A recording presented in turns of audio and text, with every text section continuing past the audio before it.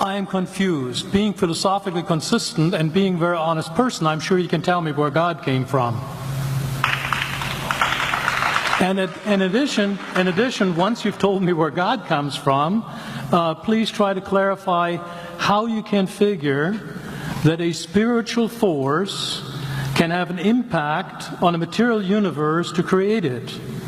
I think that some years ago we already talked about that kind of thing in philosophical circles at any rate, by posing the question, if angels are made of spiritual matter, and a pen is made of material matter, and spiritual matter displaces no space, how many angels can dance on the tip of a pen? I have a sense of sort of reversal experience here, but please do, go ahead. You got 5 minutes. Now, I just want to know which question. That's all right. You may take the rest of the minute. We're supposed to do one question at a time. Which one would you like? That was part of the format for the debate. So which question? I want you to fill in the story of the rest of the beginning of the universe. God, spiritual matter, impact on material matter. Okay. So 2 questions. All right. Go ahead.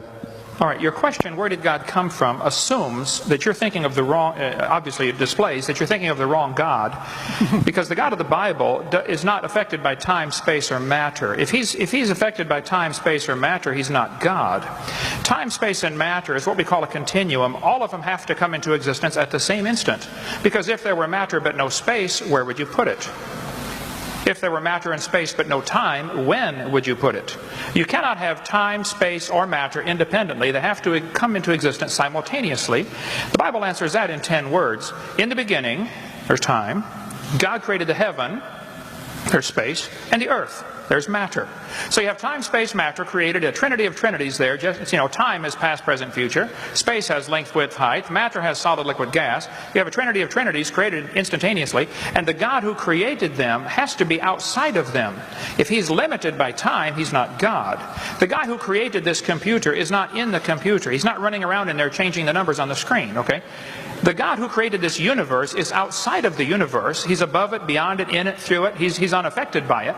So the concept that a spiritual force cannot have any effect on a material body, well then I guess you'd have to explain to me things like emotions and love and hatred and envy and jealousy and rationality. I mean, if your brain is just a random collection of chemicals that form by chance over billions of years, how on earth can you trust your own reasoning processes and the thoughts that you think? Okay, so